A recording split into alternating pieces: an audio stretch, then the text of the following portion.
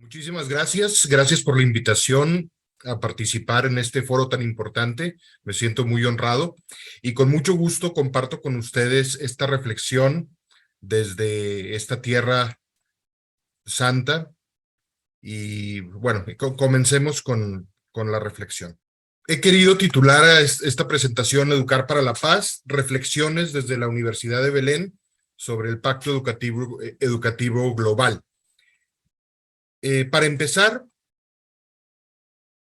quisiera decir que educar para la paz implica de entrada un cambio de paradigma, un cambio de perspectiva, porque en el mundo en el que vivimos actualmente, la cultura educacional habla de educar para la competencia y educar para el éxito. Y la competencia, tristemente, el competir unos contra otros, el definir, el ansia por definir quién es mejor, tiene ganadores y perdedores y suele ser origen de conflicto. Es un problema para la paz. Por eso necesitamos, sin perder el valor que tiene el competir, sin perder el poder participar de la economía global y de la situación del mundo en el que vivimos y demás, entrar a la educación y llevar a cabo la educación desde un paradigma distinto. Desde un paradigma que relativiza y humaniza las nociones de educación para competir. Es decir, sí queremos gente competente, sí queremos gente que pueda compararse y destacar, pero con un sentido profundamente humano. No es lo más importante esta competencia, no es lo más importante ser mejor que el otro en sí. Y eso es algo que tiene que comunicarse desde nuestras culturas institucionales. Queremos comunitarizar los ideales de éxito, de progreso y de trascendencia. Es decir, sí, queremos que la educación que ofrecemos ayude a nuestros jóvenes a ser personas exitosas, definitivamente, a progresar, definitivamente, y a trascender. Pero estas tres cosas, no de una manera individual y egoísta, sino de una manera que trae a otros en este proceso de progreso, que los incluye. Buscamos una educación contextualizada y personalizada, porque la paz social, la paz exterior, inicia en la paz personal. El primer punto, la primera llegada de la paz exterior es la paz interior. Y para nosotros contribuir a la paz interior de las personas, necesitamos conocer a cada persona, acercarnos a cada persona, saber personalizar y contextualizar en el mundo de cada uno y desde allí poder acompañar procesos educativos que vamos a llevar de manera individualizada y de manera grupal.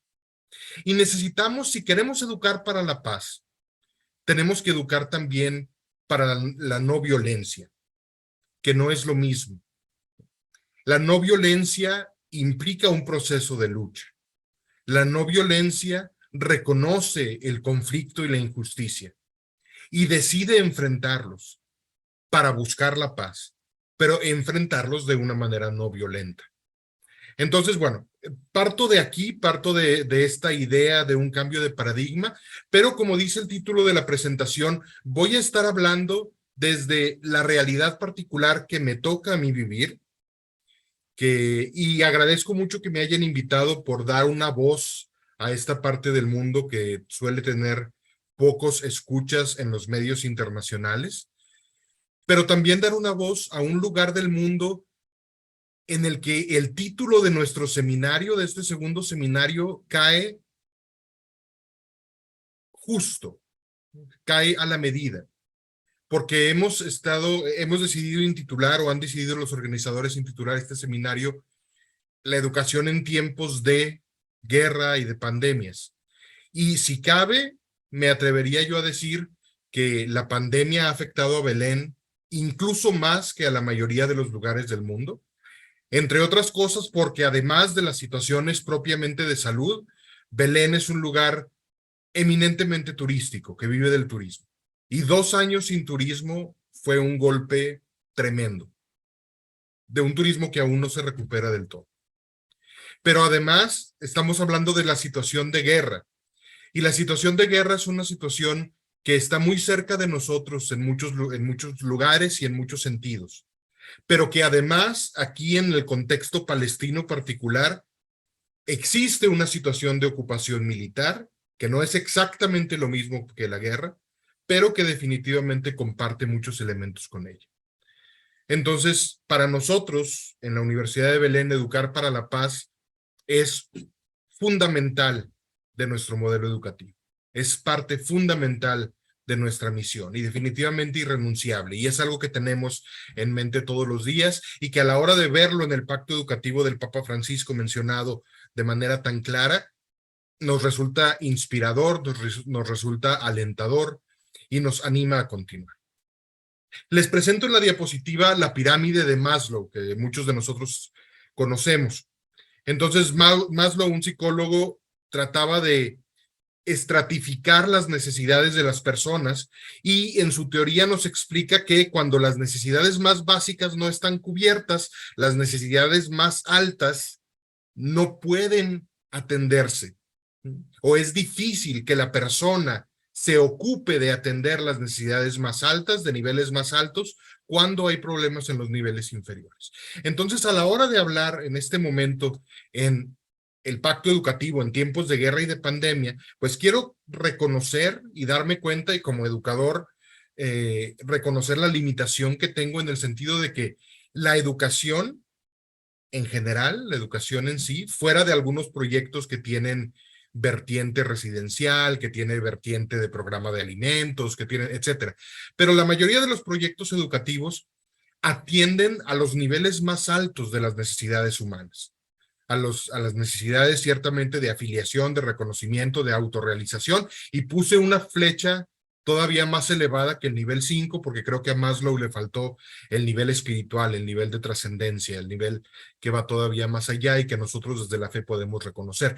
Y en nuestros proyectos educativos estamos atendiendo constantemente a todos estos niveles. Y estamos atendiendo los niveles más básicos de seguridad y de necesidades fisiológicas, pero de manera inmediata.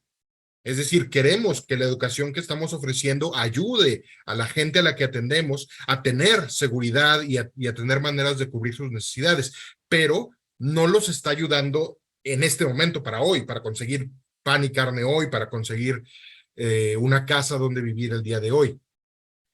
Y eso es un problema porque en lugares en donde se vive una pandemia de manera acentuada y agravada, en lugares donde se vive la guerra, en lugares donde se vive en ocupación militar, muchas veces lo urgente toma el lugar de lo importante. Lo básico toma el lugar de lo más alto. Y por eso pongo aquí junto a la pirámide estos símbolos como para decir, pues la guerra y la pandemia afectan fuertemente los dos niveles más básicos. La ocupación militar que nosotros vivimos aquí afecta esos dos niveles también y afecta a todos los demás. Les compartiré algunas experiencias y ejemplos llegado el momento. Entonces, creo que un primer punto a la hora de hablar de educación para la paz en el contexto del pacto educativo y en tiempos de guerra y de pandemia, tenemos que poner el corazón en la situación del otro y comprender que la gente que está viviendo estas situaciones de guerra y pandemia puede no tener las mismas prioridades que nosotros, nuestras instituciones y nuestros proyectos educativos. Y puede que la razón de que esas prioridades no sean las mismas no sea solo convicciones personales o ideología, sino urgencia de ciertas necesidades. Y tenemos que entender y asumir eso y hacer de nuestros proyectos educativos lo más útiles y adaptados posibles para verdaderamente servirles, para verdaderamente facilitarles que mientras ellos responden a sus necesidades más básicas y urgentes, puedan también acceder a nuestra oferta educativa que les ayuda a construir paz, que les ayuda a construir paz primero interior, a tenerla ellos por principio. Entonces, poner el corazón en el otro y en sus necesidades y comprenderlos, creo que es un primer punto para verdaderamente educar hacia la paz.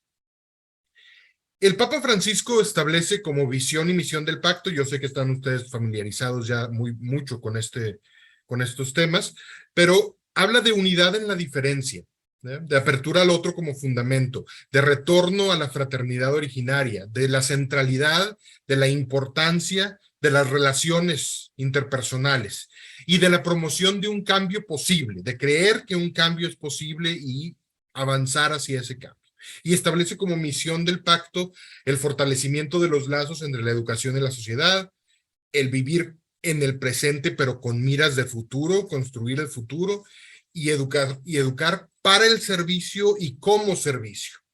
Es decir, nuestra manera de servir de muchos de nosotros es la educación, pero también la educación que damos prepara, anima, motiva, mueve a las personas que la reciben a ser ellos también, a su vez, servidores. Entonces, mantengamos esta visión y misión en mente, mantengamos esta visión y misión en el corazón mientras vamos avanzando por la presentación. Y como les decía, permítanme contextualizar un poquito la realidad en que nosotros vivimos, la realidad de la Universidad de Belén, para compartirles desde ahí algunos aprendizajes, algunas experiencias y reflexiones que espero puedan resultar iluminadoras también para ustedes a la hora de adaptarlas a sus respectivas realidades. Entonces, déjenme decirles algunas cosas sobre Tierra Santa el día de hoy. Les estoy hablando desde Palestina, pero Palestina e Israel son dos países en el mismo territorio, ambos reclaman el mismo territorio, uno es reconocido oficialmente como un país por la mayoría de los países del mundo, el otro por algunos países y por otros no. Son dos países muy desiguales, un país muy rico, con gran poder militar, con gran influencia económica, con gran influencia en muchos otros sentidos, y un país con una situación muy limitada. Y ambos están en un espacio geográfico menor al del territorio de El Salvador o de Guatemala, para que imaginemos este espacio. Con una población cristiana minoritaria y decreciente. Actualmente los cristianos en Tierra Santa, y estoy hablando tanto de Israel como de Palestina, somos menos del 1.5% del total de la población. Por muchas razones. Una tierra, ciertamente le llamamos la Tierra Santa, y hay razones para hacerlo, pero es también una tierra llena de pecado. Y por eso me gusta que uno de los hermanos con los que vivo en comunidad prefiere decir la tierra del que es santo, más que la tierra santa, para recordarnos que sí, es santa porque Jesús decidió nacer aquí, porque el Señor la ha escogido una y otra vez como lugar especial, pero esto es también una tierra profundamente humana, en donde hay un conflicto militar, hay un conflicto bélico, hay un conflicto social, económico, activo, y con heridas abiertas y que se siguen abriendo. Uno de los impactos que yo tuve a la hora de llegar hace años a Palestina fue el darme cuenta de esto. Yo conozco sociedades o lugares en donde existen conflictos históricos, en donde un grupo de personas tiene dificultades o prejuicios o con otro grupo por cosas que pasaron hace tiempo, por cosas que pasaron en la historia de sus comunidades y sus países. Pero aquí, además de lo histórico, está lo actual. Está el conflicto que está abierto y que está sucediendo. Toda la gente que me rodea, todos y cada uno de mis alumnos, todos y cada uno de mis maestros, han sido víctimas directas de este conflicto, ya sea en carne propia o en sus familiares cercanos. Y eso establece un contexto. En 1964, su santidad Pablo VI se convirtió en el primer papa en visitar Tierra Santa como papa después de San Pedro. Dejó una pregunta: ¿qué puede hacer el papa por el pueblo palestino? Y se formaron grupos de reflexión entre las comunidades católicas de la localidad, y hubo 3 respuestas. Le dijeron al Papa, bueno, hay 3 cosas que nosotros necesitamos, su santidad decida lo que usted puede ayudarnos a encontrar en estas 3 cosas. Entonces dijeron, quisiéramos tener una escuela especializada para educación de niños con problemas auditivos, porque hay muchos en la sociedad local. Quisiéramos un centro profesional de diálogo académico religioso, donde puedan llegar los conocedores de las distintas religiones que conviven aquí y verdaderamente conocerse, convivir, dialogar, construir comunidad. y necesitamos una universidad. El Papa, en su generosidad, decidió regalar a la Tierra Santa las tres, y son actualmente la escuela EFETA, el Instituto Pablo VI, el centro ecuménico que se llama Tantur y que depende de la Universidad de Notre Dame en Estados Unidos, y la Universidad de Belén, desde donde les hablo en este momento. Continúo contextualizando. La Universidad de Belén fue fundada en 1973 y cuando se fundó tenía solo 102 estudiantes. Estamos preparando el 50 aniversario para el año siguiente. Es la primera universidad en Palestina, la primera universidad cristiana en toda la Tierra Santa. Sigue siendo al día de hoy la única universidad católica en todo Israel y Palestina. No estoy contando aquí seminarios o institutos teológicos, ¿sí? Es una universidad, digamos, abierta a todas las... que no es un centro de formación específicamente religioso. Es la universidad en Palestina con mayor contacto y reconocimiento con instituciones internacionales y gobiernos. Pero vivimos en un medio conflictuado. A lo largo de nuestros casi 50 años de historia, la universidad se ha visto forzada a cerrar en 12 ocasiones distintas debido al conflicto palestino-israelí. La más larga de estas ocasiones duró 3 años.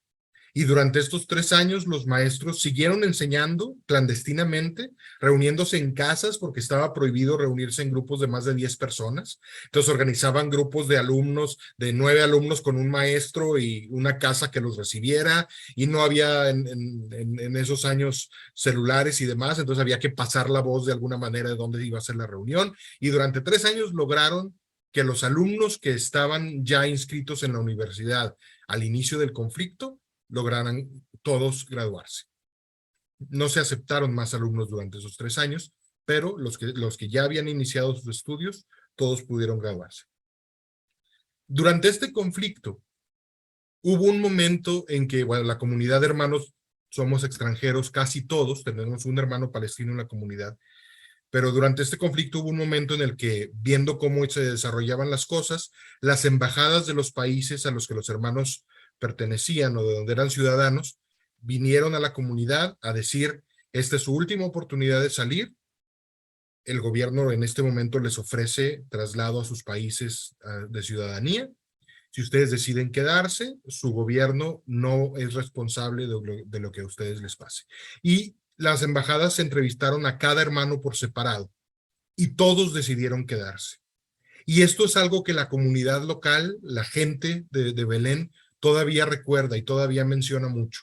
Los hermanos se quedaron. Fueron la única comunidad extranjera en la que todos se quedaron, en la que todos permanecieron aquí durante todo el tiempo del conflicto. Y de aquí extraigo un segundo punto que me parece muy importante a la hora de educar para la paz: el apostolado de la presencia, el estar con la gente, el acompañar. Es muy importante el que verdaderamente nuestras escuelas, nuestras universidades, nuestros proyectos educativos, otro tipo de ministerio, lo que sea que hagamos, tenga este elemento de acompañamiento cercano y personal, de acompañamiento con calidad humana, gracias a o a pesar de el rol oficial que nos toque jugar. Algunos tenemos puestos o trabajos que nos ponen más en contacto con la gente o menos en contacto con la gente, pero sea como sea, encontrar la manera de hacer presencia de acompañamiento es sumamente importante para establecer el lugar desde donde educar para la paz se hace posible. Porque si no estamos acompañando la experiencia de la violencia, si no estamos acompañando, si no estamos aquí parados junto a esta persona con la que quiero crecer hacia la paz, mi discurso parece descontextualizado. Va a caer en oídos menos receptivos, muy probablemente, porque viene de fuera, porque viene de otro lugar, viene de la no experiencia del conflicto y de la violencia. Así, en este mismo sentido, hace años, y con un hermano que está en este momento entre el auditorio, nos tocó iniciar un proyecto de trabajo con una congregación joven en Monterrey, en México, una congregación de hermanas que se dedican al trabajo con chavos banda.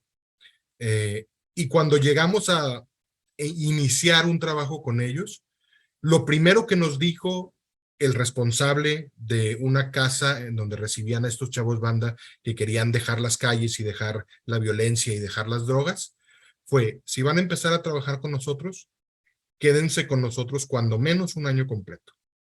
No vengan por unos meses, no vengan por unas semanas, no vengan por unos días. Ellos han vivido suficientes abandonos, necesitan presencia. Y entonces reafirmo a la hora de escuchar aquí que los hermanos durante las intifadas se quedaron, reafirmo esta experiencia que yo ya tenía y confirmo que esta es la plataforma desde la cual la educación para la paz se hace posible. Entonces, déjenme decirles algunos detalles concretos de cómo vivimos violencia y conflicto aquí. El 56% de nuestros estudiantes vienen de Jerusalén. Jerusalén y Belén están juntos, ya son parte de la misma mancha urbana, digamos, pero separados por un muro y separados por puestos de control militar.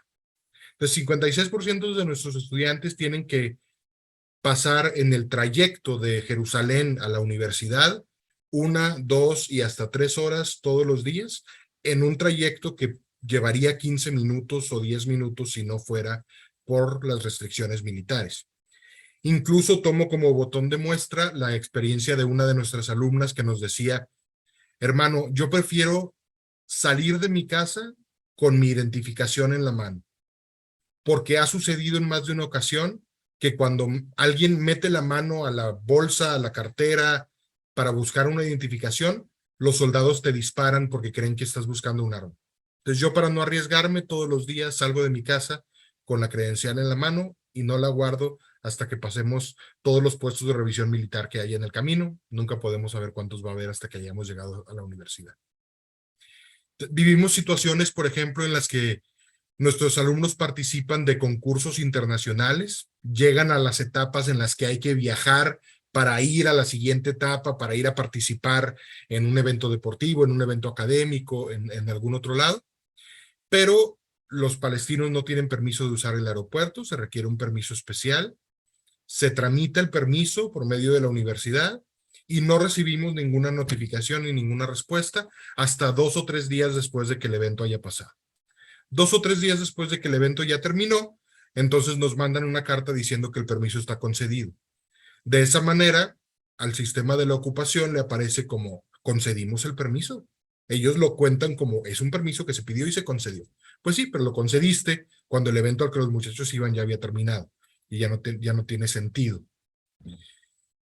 Este año se acaba de establecer una nueva ley que dice que entre todas las universidades que hay en Palestina solo podrá haber 150 profesores internacionales. Es una cantidad ridículamente pequeña que solo contribuye a limitar nuestras posibilidades. En una ocasión, al cruzar uno de los puestos de revisión militar, el hermano que vive con nosotros, que es palestino, iba con nosotros, es un hermano ya mayor, tiene 90 años en este momento, y a la hora de cruzar, uno de los soldados, muchachos que están haciendo el servicio militar, es decir, soldados de 18 años, 19 años de edad, le pregunta, ¿usted de dónde es? ¿Usted dónde nació? Perdón, ¿dónde nació usted? Fue la pregunta. Y el hermano responde, en Palestina. El soldado le contesta, Palestina no existe. Y el hermano le termina la conversación diciendo, existía cuando yo nací. Cuando yo trabajé en México durante muchos años, el hecho de que un alumno no viniera a clase, bueno, pues era cosa cotidiana. A veces se enferman, a veces tuvieron otro compromiso, a veces alguno se voló la clase y demás. Aquí es una experiencia absolutamente distinta, porque cada vez que un alumno no llega a clase, yo no sé si lo detuvieron en un puesto de control militar, yo no sé si lo arrestaron, yo no sé si le dispararon o qué sucedió. Todos los días tomar lista y que un alumno no esté en clase es una interrogación y es un voltearnos a ver entre los alumnos y los maestros tratando de saber si alguien sabe qué pasó. Enviar un mensaje y ver cuál es la situación y por qué no está alguien en casa. Puse el nombre de Hassan en este momento porque es un alumno que efectivamente un día no llegó a clase y fue porque fue arrestado sin ningún cargo y sin ninguna razón, sin ninguna razón judicial. Y estuvo en la cárcel, gracias a Dios, durante un tiempo breve. pero tenemos alumnos que han estado en la cárcel meses, que han estado en la cárcel años, sin cargos y sin poderlos defender. Tenemos un alumno que enviamos a Estados Unidos para un evento académico, y en Estados Unidos los hermanos de allá lo llevaron a la playa porque nunca había ido a la playa, siendo que Belén está a 1 hora del mar. Pero aquí no tiene permiso de ir a los lugares donde hay playa, entonces nunca había conocido la playa. Coincidentemente, la playa estaba en un pueblo que se llama Galilee, Nueva Jersey, y fue la primera vez en su vida que fue a Galilea, porque a pesar de ser de Belén y haber nacido en la Tierra Santa, no tiene permiso de ir a Nazaret. Y como cristiano, querría ir a Nazaret y conocer esos lugares santos, pero no puede. Solo en este año, en 2022, 15 niños palestinos han sido asesinados, 15 menores de edad, y 73 palestinos en total. Aquí termino esta parte de contextualización, pero creo que era importante para darles una noción de desde dónde estoy hablando con ustedes. Entonces, la Universidad de Belén hoy tiene 3,360 alumnos, es una universidad pequeña, el 78% de los cuales son mujeres, el 22% hombres, el 76% son musulmanes y el 24% cristianos. El hecho de que en la sociedad 24% cristianos puede sonar muy poco, pero si lo comparamos o si entendemos que en la sociedad es el 1,5%, pues es un número muy considerable, suficientemente grande para permitir a nuestros alumnos cristianos conocer a otros cristianos y tener nuestro grupo juvenil y tener nuestra oración tipo TC de vez en cuando y tener actividades de ese tipo que no pueden tener en sus parroquias locales en muchas ocasiones porque viven en lugares algunos que no hay una comunidad cristiana suficientemente grande o que la comunidad cristiana está ya muy envejecida. Pero también el hecho de que sean 24% de cristianos significa que nuestros alumnos musulmanes tienen que conocer y convivir con los cristianos, porque algunos vienen de pueblos, algunos vienen de ciudades en las que no hay ningún cristiano y nunca han conocido a un cristiano en su vida. Nunca han encontrado cara a cara o tenido una relación personal con un cristiano. Hay una anécdota particularmente interesante en la que uno de los alumnos se acerca con el rector de la universidad y le dice: hermano, a mí mi abuelita me decía que los cristianos tenían cuernos y cola, y yo siempre lo creí hasta que entré a la universidad. Hasta que entré a la universidad y conocí cristianos cara a cara. Y me di cuenta que son palestinos como yo. Y me di cuenta que tienen las mismas tradiciones que yo, que les gusta la misma comida que a mí. Entonces, este romper barreras también hacia el otro lado es tremendamente importante y es una de las grandes oportunidades y de los grandes tesoros que tenemos aquí. El pacto educativo del Papa Francisco nos habla de distintos contextos. Hay 5 contextos que menciona. Bueno, quiero decir hoy que estos 5 contextos son contextos necesitados de paz. Y con esto estoy diciendo, de acuerdo, el educar para la paz es uno de los compromisos del pacto, pero me parece, y quiero proponerles a ustedes la noción de que es un compromiso del pacto que informa de alguna manera, que guía de alguna manera al pacto completo, que afecta al pacto completo, que todos los demás compromisos contribuyen de alguna manera a este. Tiempos educativos y tecnológicos. Hoy sabemos que muchas redes sociales son espacios que los jóvenes de hoy llamarían tóxicos, ¿no? Que entrar a Twitter es un ambiente de violencia. Ruptura de la solidaridad intergeneracional, que se vive de distintas maneras en nuestros distintos países y contextos. Aquí es sumamente clara la diferencia entre las generaciones y la ruptura que existe, empezando por el hecho de que nuestros jóvenes nacieron bajo ocupación militar y nunca han conocido otra realidad. Nunca han conocido una Palestina libre, nunca han sido ciudadanos de ningún país reconocido oficialmente. Y eso genera una diferencia en sus deseos de libertad, porque no la han visto nunca. Una diferencia en su noción de lo que se puede lograr. Y por eso una de las cosas que tratamos de hacer mucho es poner a nuestros muchachos en contacto con otros estudiantes, con otras universidades que se vayan de intercambio, pero enfrentamos muchas dificultades en ello. Sin embargo, es sumamente rico y sumamente importante. La crisis ambiental como crisis relacional. Esta es una brillantez verdadera del Papa Francisco, entender que la crisis ambiental no es solo, no me importa lo que está a mi alrededor, es una crisis de relación con un elemento más de la creación, con otra de las obras de Dios. Y el pensar en nuestra relación con la naturaleza como esto, como una relación que requiere del cuidado, del tiempo, de la atención que las relaciones requieren, creo que es muy rico y que podría informar muchas de las propuestas y de las reflexiones que veníamos escuchando de la ponencia anterior. Una educación, y como ya habían hablado de los tiempos educativos y tecnológicos, yo la primera impresión que tuve a la hora de leer educación, además de educación electrónica y con tecnología, porque ya estaba mencionada, es educación en el sentido más etimológico de la palabra, más original de la palabra. Educación en el sentido de sacar de dentro, ex ducere, extraer, ayudar al alumno a ir a la profundidad de sí mismo y traer fuera los tesoros que allí encuentra. Eso sería tremendamente importante a la hora de educar para la paz. Y reconstruir la identidad, ayudar a nuestros muchachos a saber quiénes son y a expresar eso. De nuevo, aquí nos encontramos con especial dificultad porque aquí es ilegal de alguna manera ser palestino, es ilegal, tenemos que pagar el doble de impuestos para comprar un libro que habla sobre cultura palestina, se destruyen arqueología, arte, etcétera, por situaciones políticas y militares. Entonces, cuando la identidad está especialmente atacada, de alguna manera nos aferramos más a ella. Pero en contextos de paz, en contextos donde el ambiente exterior puede estar más tranquilo, cuidado, porque las identidades pueden diluirse. Se les olvida a los jóvenes o no han vivido la experiencia de por qué es importante ser católico, por qué es importante ser hombre o ser mujer, por qué es importante ser humano en este contexto, por qué es importante ser tú mismo, ser miembro de tu familia, ser miembro de tu país, etcétera. Uno de los compromisos que me parecen sumamente trascendentes a la hora de hablar de educación para la paz en el contexto del pacto es abrirse a la acogida. Y quiero compartirles que aquí en la universidad tenemos un curso de estudios religiosos que es para todos los alumnos, independientemente de la carrera que estudian. Y es el único lugar en Tierra Santa, el único lugar en Israel y Palestina, donde musulmanes y cristianos estudian religión juntos.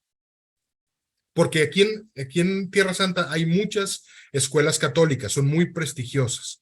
Pero aún en las escuelas católicas, a la hora de la clase de religión, los cristianos se van con un maestro cristiano y los musulmanes se van con un maestro musulmán. Aquí en la universidad no. En este curso, es un curso que tiene 2 frecuencias por semana.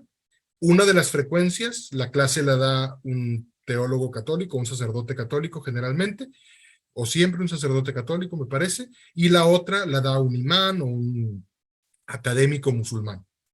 Pero tanto cristianos como musulmanes participan. Tanto cristianos como musulmanes juntos trabajan en las actividades del curso, leen, discuten, profundizan su propia fe y la fe del otro. Y esto también está construyendo puentes para la paz en el futuro. Apostamos a que es así. ¿Sí? Además, en la universidad recibimos peregrinos todo el tiempo, grupos de gente que vienen a peregrinar a Belén y que deciden hacer de la universidad una de sus paradas y les ofrecemos a los peregrinos un diálogo directo con nuestros alumnos para que sepan de qué se trata vivir en Tierra Santa y la situación que los alumnos viven aquí, y es una de las experiencias que más valoran los peregrinos de su experiencia de la Tierra Santa. Pero además somos un lugar que pone mucha atención en el encuentro cotidiano y creo que esto tiene que ser sumamente importante para todas nuestras instituciones y proyectos. Es decir, si en tu institución y proyecto tienen estudios religiosos, tienen catecismo, tienen evangelización explícita de alguna manera, hagamos que sea significativa. Hagamos que pase de las formas y los ritos y llegue al corazón y llegue a lo experiencial. Necesitamos que este sea un espacio diferente, que no sea solo un espacio académico, porque esta profundización de los valores religiosos, esta profundización de la filosofía y de la vivencia de la fe y de la teología, y sobre todo la experiencia de Dios que puede ser promovida por este tipo de espacios, van a fundamentar la paz que queremos construir. Van a hacer que Educar para la Paz tenga razones mucho más profundas, mucho más motivadoras. Entonces, esto es sumamente importante. Tener una conciencia clara de que la elección de Dios no es exclusiva y por lo tanto excluyente. Creo que a lo largo de la historia muchos grupos hemos pecado de creer que porque Dios nos ha elegido, eso significa que no eligió al otro. O porque Dios nos ama, eso significa que no ama a los demás. O porque yo soy el pueblo elegido, eso significa que todos los demás pueblos están en segundo lugar. No, Dios no elige así. Su amor no está limitado de esa manera. Somos elegidos y somos amados, definitivo. Y elegidos y amados de manera individual, de manera particular, de manera profunda, que nos conoce. Pero esta elección y nuestro lugar como seres amados e invitados al amor no implica que seamos únicos. De hecho, implica lo contrario. Implica que aquella persona que está enfrente es también elegida y amada de una manera diferente a ti, pero con esa misma intensidad, con esa misma magnificencia del amor de Dios, y está también invitada al amor.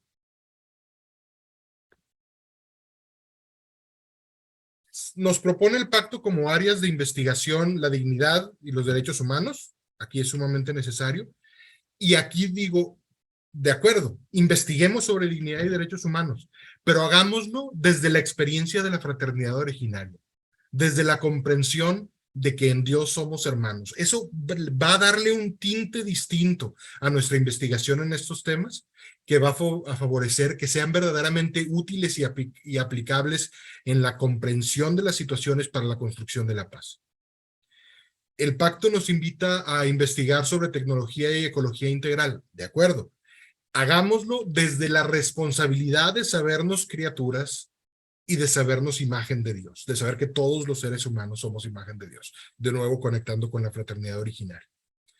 Nos invita a investigar sobre culturas y religiones. Hagámoslo desde una mirada contemplativa y con una muy consciente humildad. No podemos acercarnos a otras culturas y otras religiones ni con mirada de turista, a ver qué me resulta divertido e interesante, ni con mirada de juez, a ver qué es diferente de lo que yo hago y por lo tanto está mal. Tenemos que acercarnos a las culturas y a las religiones con mirada contemplativa, con mirada de niño abierto a sorprenderse, abierto a valorar y a apreciar lo que es distinto, abierto a la humildad de reconocer, esto no lo entiendo, y sin embargo lo respeto y lo valoro. Creo que esta capacidad de contemplación es sumamente importante en la educación para la paz y en la educación católica en general. Otros tipos de educación podrán quizás no necesitarla, pero la educación católica definitivamente, en mi perspectiva, requiere de una etapa contemplativa que informa la etapa activa. Y la etapa activa llevar a la contemplación. Estas dinámicas que conocemos muy bien porque son parte de la teología espiritual, porque son parte de la vida de oración. Apliquémoslo también a la educación. La educación también requiere esta dinámica de contemplación y acción, y requiere que enseñemos a nuestros jóvenes a contemplar y a acercarse a la ciencia, acercarse a la verdad, acercarse a la vida profesional, acercarse al mundo con miradas contemplativas. Se nos invita a investigar sobre fraternidad y cooperación. Hagámoslo como expresión de identidad cristiana y no de intereses de retorno. Porque tenemos muchos ejemplos en el mundo de personas y países e instituciones ricas que ayudan porque saben que a final de cuentas les va o a resolver problemas, o a reducir problemas, o a redituar de alguna manera. Este no es el punto de lo que nosotros queremos hacer.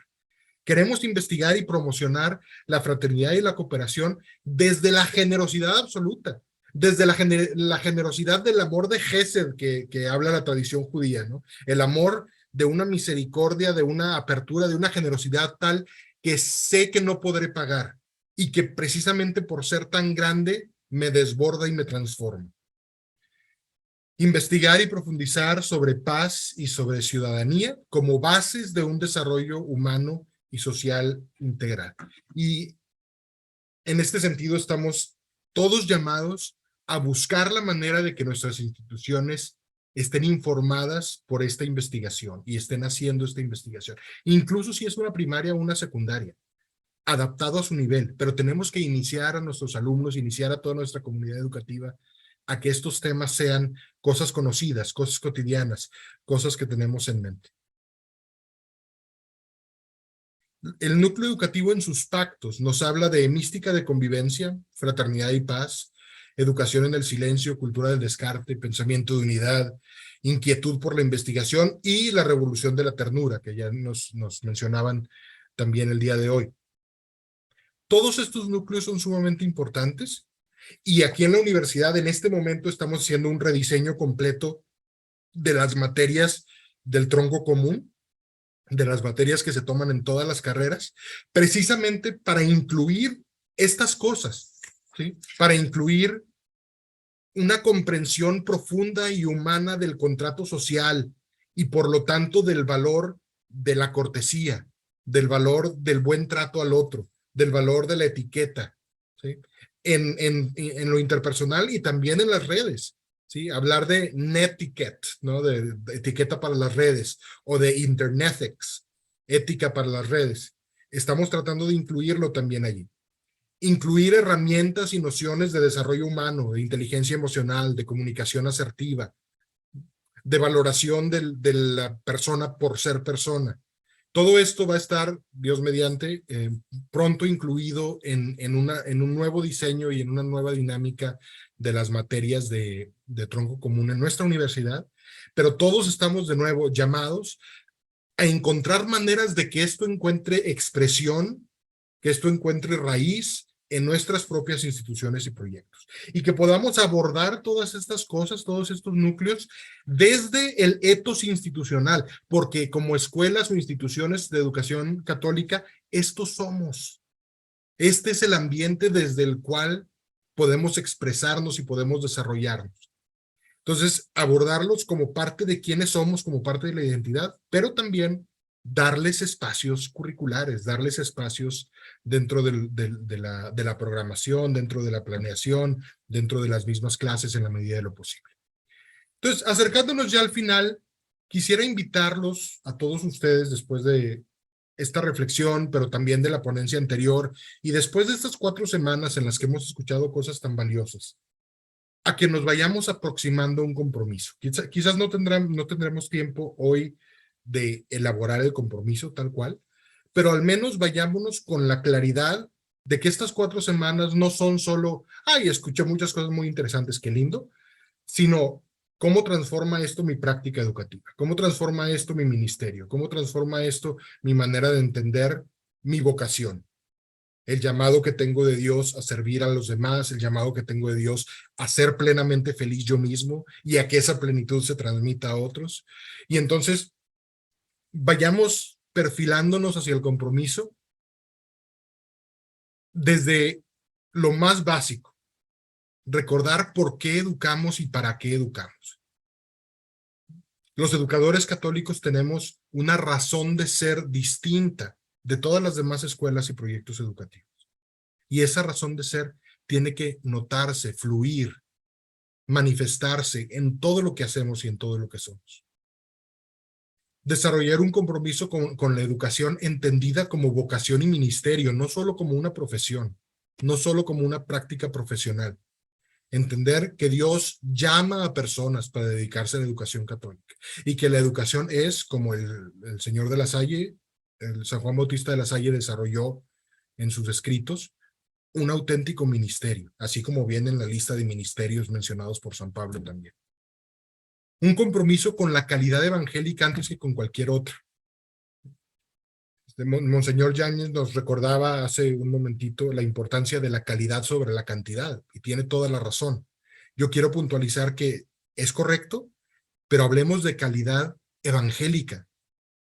Ahora que tenemos tantas acreditaciones de calidad y sistemas de medición y demás, de acuerdo, pero de eso, ¿qué tanto está verdaderamente evaluando, potenciando, ayudando a los elementos evangélicos, a los elementos fundacionales, a los elementos más importantes, más profundos de nuestros proyectos educativos? Tenemos que asegurar que eso exista y que no por atender lo otro soslayemos esto. No es suficiente tener 14 acreditaciones de calidad de instituciones internacionales si ninguna de ellas te ha ayudado a crecer en lo más esencial para tu propio proyecto. Volvamos a las raíces, volvamos a las motivaciones originales. Un compromiso de perseverancia. Nadie nos dijo que esto iba a ser fácil. Y Siracide nos recuerda que el que quiera servir al Señor, prepárese para la prueba. Y un compromiso de educar para la paz desde la paz. Que nuestra manera de educar y de tratar a las personas sea ya una invitación de paz. Porque a veces hablamos mucho de la paz, pero nuestras formas no son congruentes con el mismo mensaje. Entonces, eduquemos para la paz desde la paz, para la fraternidad, desde la fraternidad. Analicemos nuestro estilo de relaciones, cada uno de nosotros en nuestro ambiente, en nuestro contexto. Y San Juan Bautista de la Salle, el fundador de mi congregación, decía que los compromisos debían tener 3 características: presente, particular y eficaz. Entonces, a la hora que terminemos esta sesión y cada uno de ustedes pueda dedicar un momentito, o en su oración de la noche, o en su oración mañana, o en un momento cercano, y que se pongan a pensar, después de estas 4 semanas del seminario, ¿cuál es mi compromiso? Bueno, recuerden que el compromiso sea presente, es decir, para hoy, o para un momento muy cercano, muy concreto, muy limitado en tiempo. Particular, que sea sumamente específico. No generalidades de voy a ser bueno, voy a educar mejor.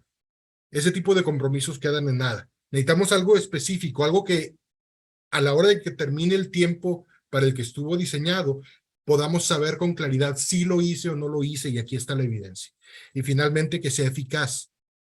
No solo para fortalecer lo que ya tienes fuerte en tu institución, sino precisamente para fortalecer lo que está débil, para transformar, para convertir. Termino con bueno, tengo una leyenda y una cita. Una leyenda primero que escuché el primer año que llegué a vivir a Tierra Santa. Todos conocemos la parábola del buen samaritano, este hombre que bajaba de Jerusalén a Jericó y encuentra a un hombre herido que había sido asaltado, casi muerto, al lado del camino, pero él es un samaritano y los samaritanos y los judíos no tienen contacto, eran 2 grupos en conflicto. Y sabemos que lo recoge, lo limpia, lo carga en su montura, lo lleva a un hotel, paga por sus gastos, se porta con él maravillosamente. Pues la leyenda que yo escuché aquí en la Tierra Santa, que es solo eso, una leyenda, es que este buen samaritano era en realidad el famoso 7º esposo de la mujer samaritana que se había encontrado con Jesús junto al pozo. Entonces, aquella mujer con la que tiene un diálogo y que le dice, ¿dónde está tu esposo? Y le dice, pues no tengo ninguno. Y dices, bien, porque has tenido 7 y con el que estás ahora no es tu esposo. Entonces, bueno, perdón, este no sería el 7º, sería el no esposo, la pareja actual de esta señora samaritana. Y entonces cuenta esta leyenda que a la hora de él ver a un judío herido junto al camino,